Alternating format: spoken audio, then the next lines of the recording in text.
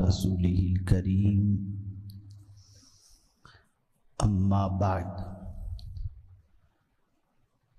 فأعوذ بالله من الشيطان الرجيم بسم الله الرحمن الرحيم فخلف من بعدهم خلف أضاعوا الصلاة واتبعوا الشهوات فسوف يلقون غيا صدق الله العظيم الصلاة والسلام عليك يا رسول الله الصلاة والسلام عليك يا حبيب الله الصلاة والسلام عليك يا نبي الله الصلاة والسلام عليك يا نور الله وعلى آلك وأصحابك يا حبيب الله صلى الله تعالى عليك وسلم بسم الله الرحمن الرحيم اللهم صل وسلم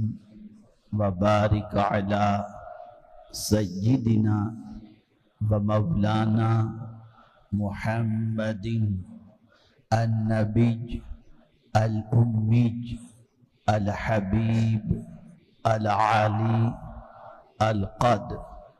العظيم الجاه وآله وصحبه وبارك وسلم جزاکم اللہ خیرا۔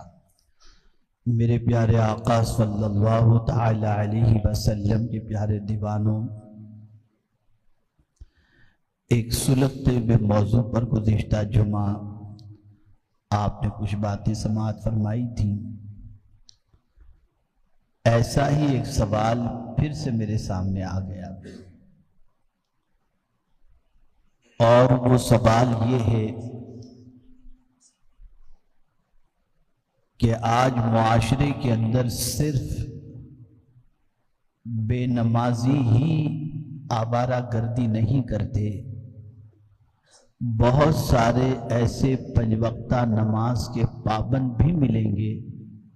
جو نماز بھی پڑھتے ہیں اور ان کا دامن بڑے بڑے گناہوں سے آلودہ ہے۔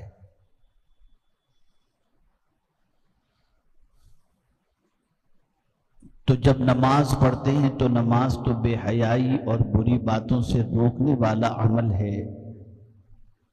پھر ان کی زندگی میں نماز کا اثر کیوں نظر نہیں آتا؟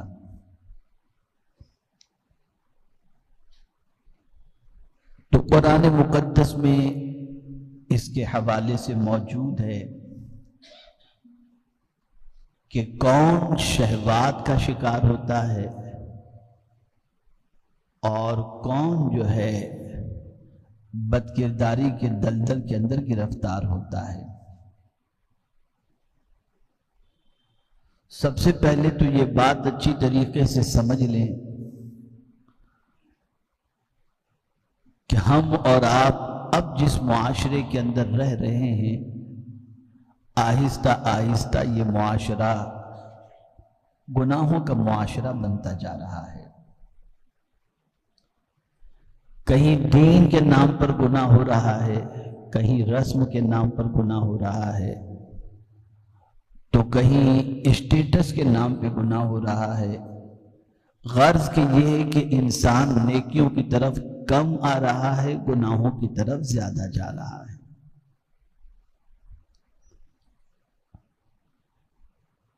آپ محسوس کر سکتے ہوں گے کہ برائیوں کے سیلاب نے اچھوں کو اپنی گرفت میں لے لیا اور ہزار کاوشوں کے باوجود وہ اپنے آپ کو برائی سے نہ بچا سکے نہ روک سکے، بلکہ لاشعوری طور پر کہیں یا کسی بھی طرح سے وہ گناہ میں گرفتار ہو گئے۔ ایک چھوٹی سی مثال آپ کے سامنے پیش کروں کہ اب اللہ رحم و کرم فرمائے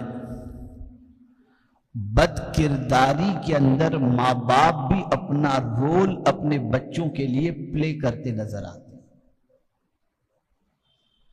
یعنی اگر میں یہ کہوں تو غلط نہ ہوگا کہ ماں باپ خود سپورٹ کرتے ہیں بلکہ پروموٹ کرتے ہیں برائیوں کو۔ کبھی ہم نے خواب و خیال میں نہیں سوچا تھا کہ یہ دور بھی آئے گا، لیکن آج ہم دیکھ رہے ہیں۔ ایک اطلاع کے مطابق کہ چند مائیں اپنی بچیوں سے کہتی ہیں بیٹی ایسے لڑکے کو پھنسانا جس کے پاس مال دولت ہو۔ یہ نہیں کہ کسی فٹ پاتھ چھاپ سے دوستی کر لے پھر اس کے بعد تیری زندگی برباد ہو جائے، یہ بھی سننے کو مل رہا ہے۔ اس سے آپ اندازہ لگا سکتے ہیں کہ ہمارا معاشرہ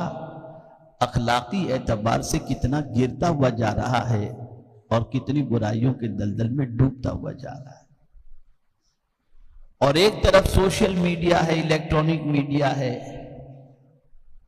جو شہوات کو بھڑکانے کے لیے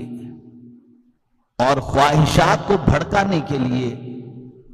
کوئی کسر یہ میڈیا نہیں چھوڑ رہا۔ کتنا ہی پارسا کیوں نہ ہو، اس کا دامن آلودہ ہو جائے،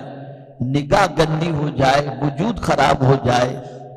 اس کی طرف وہ پوری طرح سے کوشش کرتے ہوئے نظر آتے ہیں۔ لیکن میرے کریم کے علم میں یہ بات ہے کہ ایسا دور آئے گا تو وہ لوگ جو بچنا چاہتے ہیں ان کے لیے قرآن نے نسخہ بھی عطا فرمایا، اور یہ بات اچھی طریقے سے یاد رکھو، جو خواہشات کا غلام بن جاتا ہے اس کی نہ دنیا میں کوئی عزت رہتی ہے نہ آخرت میں کوئی عزت رہتی ہے۔ ہمیں اگر پیروی کرنی ہے تو اللہ کی، اس کے رسول صلی اللہ علیہ وسلم کی فرما برداری ہمیں کرنی ہے۔ آئیے میں آپ کو سمجھاؤں کہ نماز پڑھنے کے باوجود بھی انسان کیوں برائیوں کے دلدل میں گرفتار ہو جاتا ہے، گر جاتا ہے اور اس کا دامن آلودہ ہو جاتا ہے۔ تو قرآن نے مینشن کیا، ایک طرف تو واضح طور پر نماز نہ پڑھنے کی بات کہی، اور ایک طرف یہ ہے کہ پڑھنا بھی ہے لیکن کس طریقے سے پڑھنا ہے جس کی وجہ سے اس کی زندگی شہوات میں گرفتار ہو جاتی ہے۔ فَخَلَفَ مِن بَعْدِهِمْ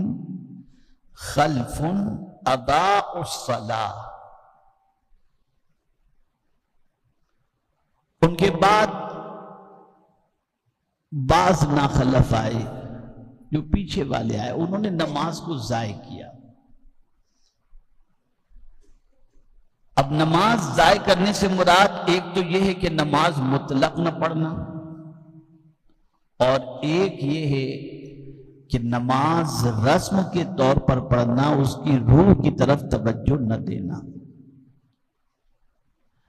نہ رکوع صحیح طور پر، نہ سجدہ صحیح طور پر، نہ تعدیل ارکان۔ تعدیل ارکان کسے کہتے ہیں اسے بھی آپ اچھی طریقے سے سمجھ لیں کہ ایک رکن کی ادائیگی کے بعد دوسرے رکن کے درمیان 3 تسبیح کا فاصلہ ہو، وقفہ ہو۔ جیسے رکوع میں گئے اور رکوع سے جب کھڑے ہوئے تو یہ نہیں کہ سمیع اللہ لمن حمد اللہ اکبر، نہیں، رکوع سے اٹھنے کے بعد سجدے میں جانے سے پہلے کم سے کم 3 تسبیح جتنا وقفہ ہونا چاہیے، سبحان اللہ سبحان اللہ سبحان اللہ۔ یہ تعدیل ارکان واجب ہے، اور جو لوگ بعض مساجد میں آپ دیکھتے ہوں گے کہ رمضان المبارک میں تراویح کے موقع پر بالکل فاسٹ ایک دم یا لمن اللہ اکبر اللہ اکبر اللہ اکبر اللہ اکبر اللہ اکبر اللہ اکبر، بس یہی چلتا رہتا ہے۔ اب مجھے نہیں معلوم کہ یہ نماز ہوتی ہے یا نہیں ہوتی۔ نماز اس طریقے سے نہیں پڑھنا کہ بالکل بھاگم بھاگ والی پوزیشن ہو، بلکہ نماز اس کے ارکان کو صحیح طور پر ادا کر کے ادا کرنا، اسی چیز کو کہتے ہیں نماز۔ اور جب کوئی شخص نماز کے ارکان کو صحیح طور پر ادا کرے گا، رکوع صحیح طور پر کرے گا، سجدے صحیح طور پر کرے گا، قیام صحیح طور پر کرے گا، اور نماز کو آرام کے ساتھ ادا کرے گا، اللہ کی طرف متوجہ ہو کر نماز ادا کرے گا، تو پھر یہ نماز اس انسان کو برائیوں سے روک لے گی۔ آج جب نماز پڑھتے ہیں تو ہمارا خیال پتہ نہیں کہاں کہاں ہوتا ہے۔ اسی لیے ایک بزرگ بڑی پیاری بات فرماتے ہیں، ایک شخص کو آپ نے دیکھا کہ نماز کی حالت میں یوں دیکھ رہا ہے اور نماز پڑھ رہا ہے، فرماتے کہ غیب سے آواز آتی ہے، میرے بندے کیا مجھ سے بھی کوئی خوبصورت ہے جسے تو دیکھ رہا ہے؟ اس لیے حالت نماز میں ہماری نگاہ سجدہ گاہ کی طرف ہونی چاہیے، ادھر ادھر نہیں۔ جب پڑھنے ہی کے لیے آ گئے ہیں اور اللہ نے توفیق دے ہی دی ہے تو اس کو صحیح طور پر، مجھے یاد ہے میرے استاد گرامی رئیس المفسرین جو اس وقت 86 سال کی عمر کے ہیں کم و بیش، ماہ رمضان میں حافظ